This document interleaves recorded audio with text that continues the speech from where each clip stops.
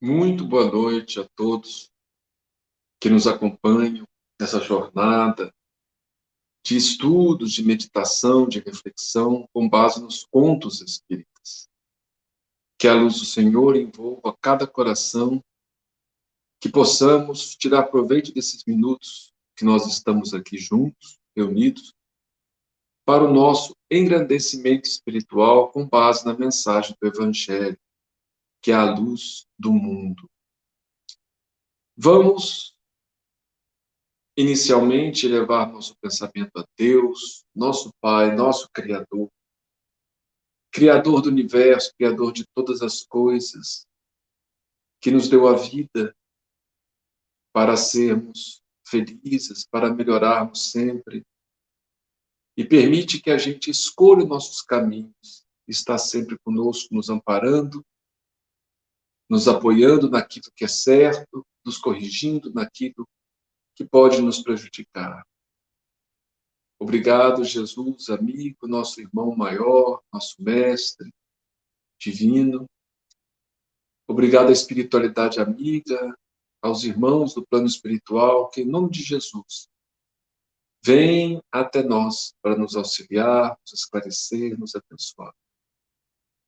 Muito obrigado por tudo e rogamos ao Pai que Ele esteja conosco nesse instante, nesses momentos, envolva nossos corações, nossas mentes e ajude-nos a compreendermos melhor as lições do Evangelho. Que assim possa ser.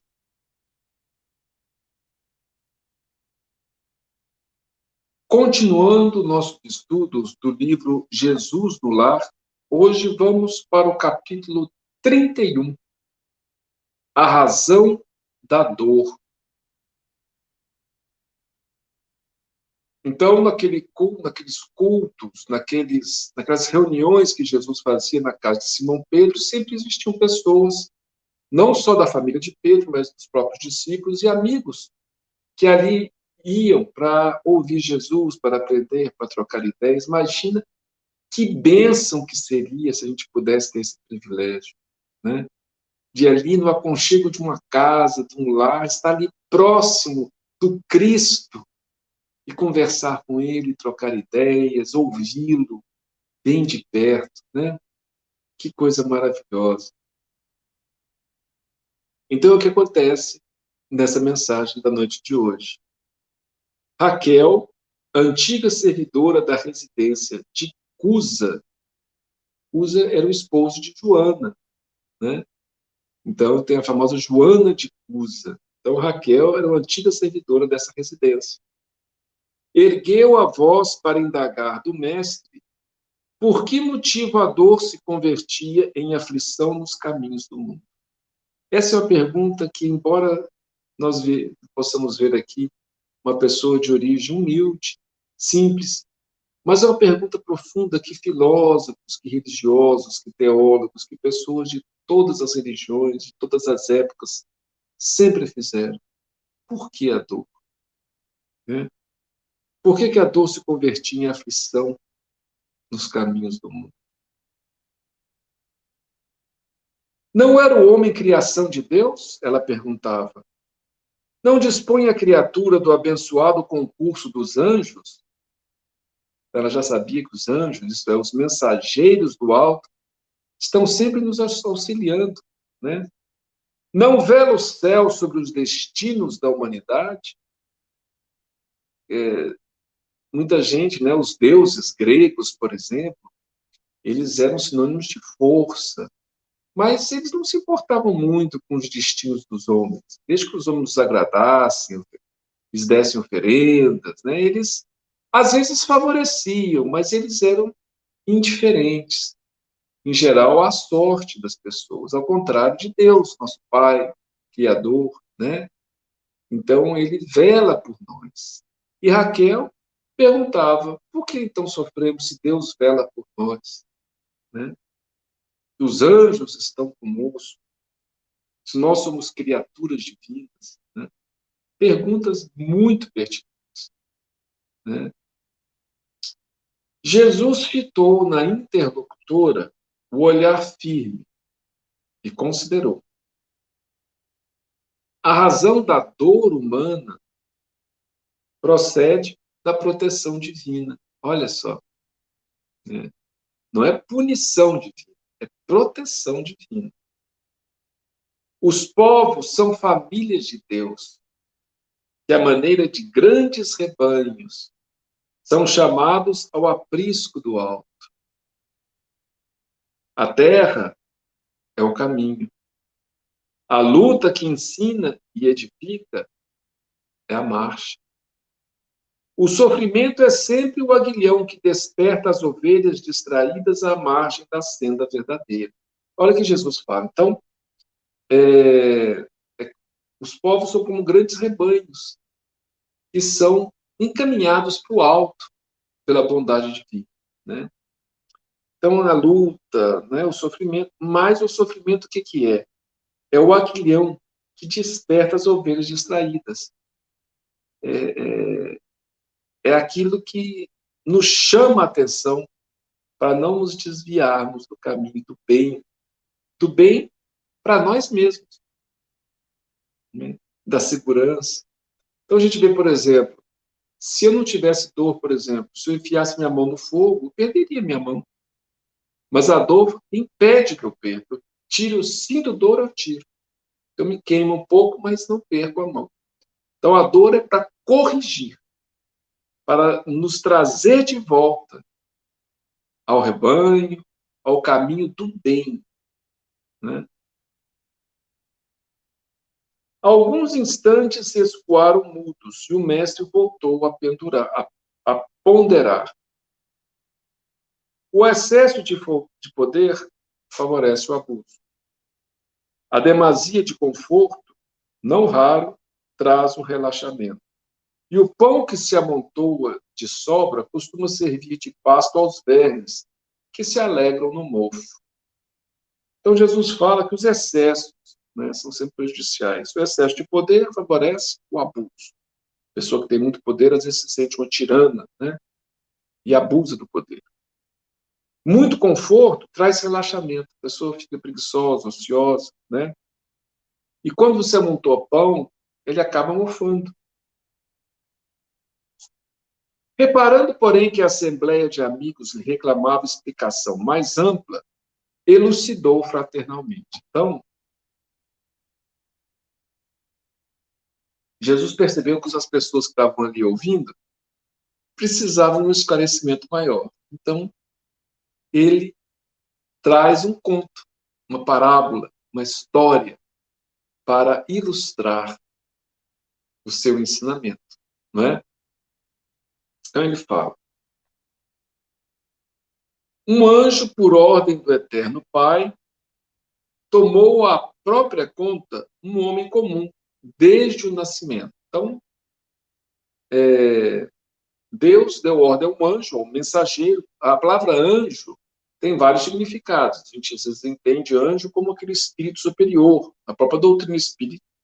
Aquele espírito já muito elevado. É uma destinação que todos nós estamos programados, né? Todos nós seremos anjos nesse sentido. Mas anjo também, principalmente lá entre os judeus, significa mensageiro. A palavra anjo significa em si mensageiro. Então, os mensageiros de Deus. Então, Deus mandou um mensageiro tomar conta de um homem, desde o nascimento, né?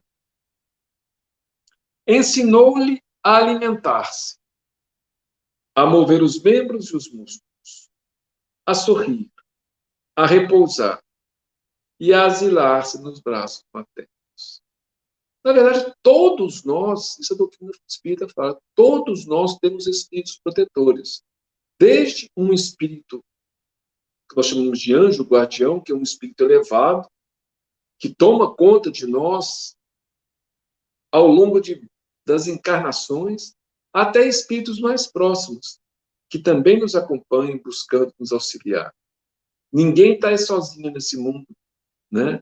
Ninguém está solto, abandonado, sem apoio. Nós é que nos esquecemos de ter contato com esses mensageiros. Temos que nos acostumar a orar mais para o nosso anjo da guarda, para o nosso espírito protetor, para aqueles irmãos que nos acompanham, e estabelecer com eles vínculos de amor, né, de ligação mental com eles, para receber a influência benéfica que eles têm para nos oferecer. Então, esse anjo, né, isso é uma história, um conto, né, uma parábola, ensinou o homem a alimentar-se, né, mover os membros quando era pequeno, os músculos estavam ali amparando, estimulando a criança, aquela coisa toda, a sorrir, a repousar e a asilar-se nos braços maternos. Tudo sob o influxo, né, sob a proteção desse anjo guardião. Sem afastar-se do protegido, dia e noite, deu-lhe as primeiras lições da palavra e, em seguida, orientou-lhe os impulsos novos, favorecendo-lhe o ensejo de aprender a raciocinar, a ler, a escrever e a contar. Então, estimulou a aprender, né? Ler, escrever, contar, né? Raciocinar. Afastava-o, ora a hora, de influências perniciosas ou mortíferas, de espíritos infelizes que o arrebatariam, por certo, para o sorvedouro da morte. Então, a proteção espiritual era grande, impedindo o homem, né, esse jovem que estava se desenvolvendo, né, a ser arrebatado, a ser influenciado por espíritos malignos, né, espíritos que ainda estavam envolvidos no mal e que poderiam prejudicá-lo e até mesmo levá-lo à morte. Soprando-lhe ao pensamento ideias iluminadas aos clarões do infinito bem, por meio de 1000 modos de socorro imperceptível, garantir-lhe a saúde e o equilíbrio do corpo. Então, são os pensamentos que vêm para a gente, né? A gente coma isso, não faça isso, tal. São inspirações que os espíritos amigos nos transmitem. E foi o que esse anjo fez com esse homem. Transmitiu inspirações, né? Sem que ele percebesse, de forma imperceptível, garantindo saúde e equilíbrio do corpo. Dava-lhe medicamentos invisíveis por meio do ar e da água, da vestimenta e das plantas. Olha só, quantas vezes somos socorridos dessa forma também. Medicamentos invisíveis, né, que às vezes os espíritos protetores nos dão sem que a gente perceba. Vezes sem conta, salvou-o do erro, do crime e dos males sem remédio que atormentam os pecadores. Vezes sem conta, né, o anjo salvou ele do erro, do crime e dos males sem remédio. Que a gente, às vezes, né, como espíritos inclinados ao mal, às vezes nós nos sentimos atraídos, né? Todos nós.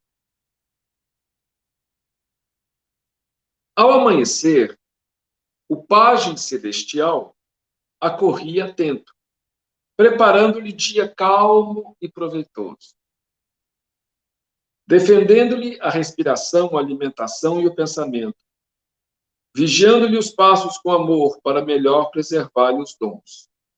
Ao anoitecer, postava-se-lhe à cabeceira, amparando-lhe o corpo contra o ataque de gênios infernais, aguardando com maternal cuidado para as doces instruções espirituais nos momentos de sono. Então, desde manhã, que protegia, que amparava, e à noite ele se postava à cabeceira dele, aguardando que ele dormisse para poder instruí-lo, orientá-lo durante o sono. A gente sabe que durante o sono o espírito se desprende do corpo, né? E recebe as instruções dos benfeitores, se assim o quiser. Muitas vezes, ou procura companhias erradas, né? Depende da inclinação, depende dos nossos desejos, né? Então, mas os espíritos protetores estão sempre a nosso dispor para nos auxiliar, para nos instruir, se assim buscarmos o nosso esclarecimento espiritual.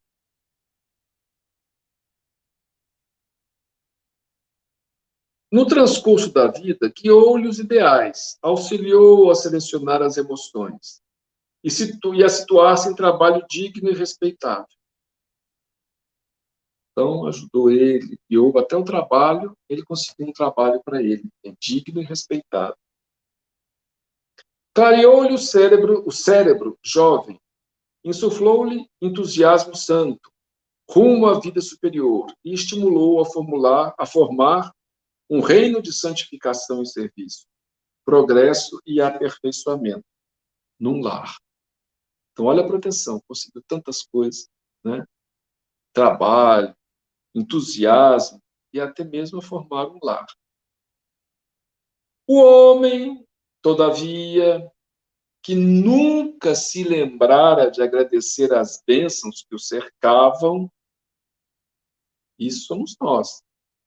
Nós temos uma série de bênçãos sem conta, e quantas vezes a gente fala, né? Meu Deus, ninguém, como eu me sinto sozinho, como eu me sinto desamparado, ninguém me lembra de mim, né? Deus me esqueceu, a vida é difícil.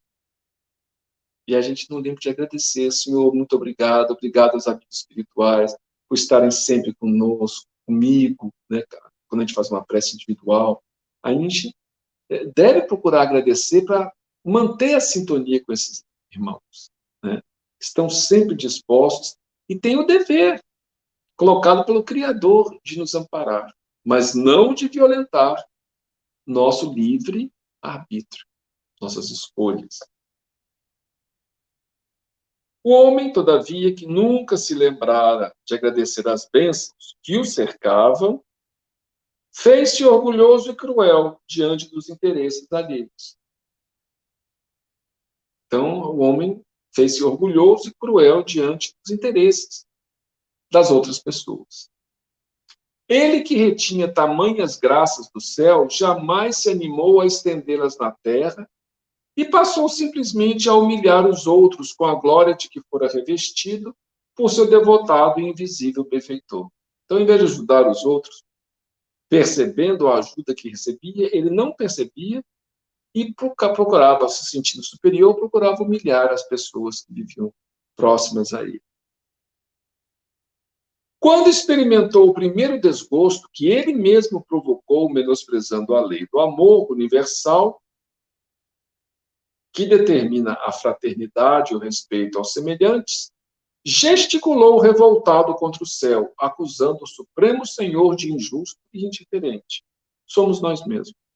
Recebemos favores diariamente, mas quando a gente é contrariado em alguma coisa que a gente acha importante, a gente acusa Deus, a gente briga com todo mundo, a gente fica de mal da vida, né? Então, isso mostra a nossa rebeldia e como somos inferiores. É por isso que estamos na Terra. É o mundo de provas e expiações, o mundo de espíritos rebeldes, né? Aflito, o anjo guardião procurava levantar-lhe o ideal de bondade.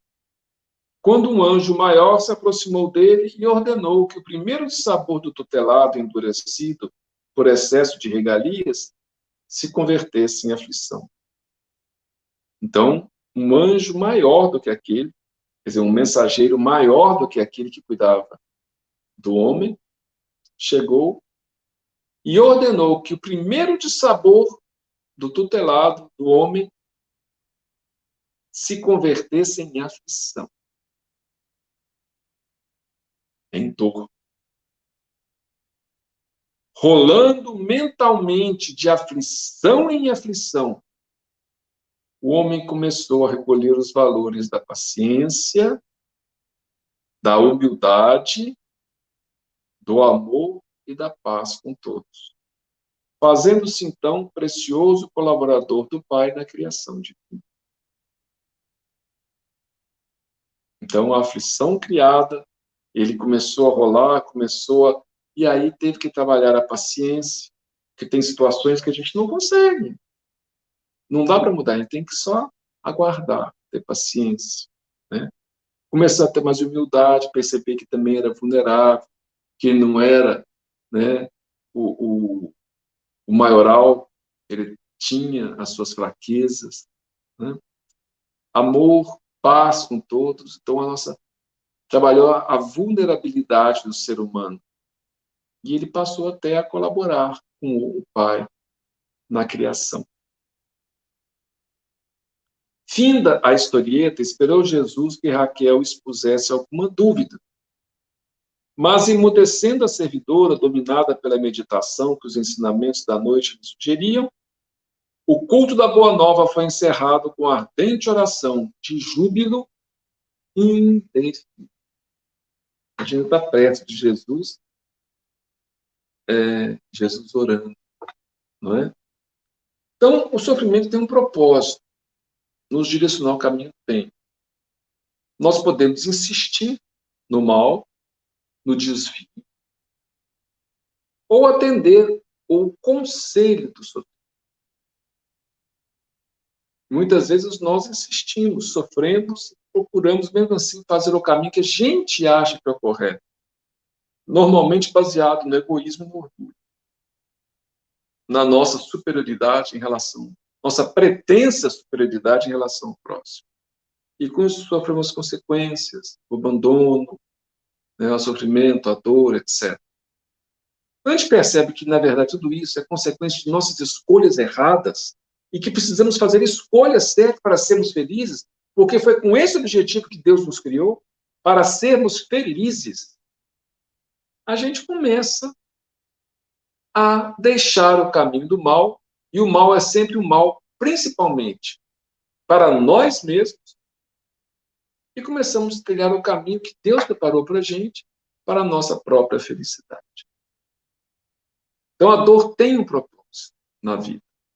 E devemos fazer prece quando passamos por aflições e sofrimentos para descobrir o que o Senhor pretende quando permitiu. Ele não cria. A dor somos nós que criamos. Mas quando ele permite que nós soframos, gostaria de nos ensinar com isso, não é? Então, queremos agradecer a companhia de todos na lição da noite que nós estudamos, que nós aprendemos desse livro maravilhoso, Jesus no Lar, pelo qual nos transportamos àquela época e podemos, de uma certa forma, participar daquele culto doméstico, onde Jesus, com seus discípulos, conversava e explicava os ensinamentos celestes.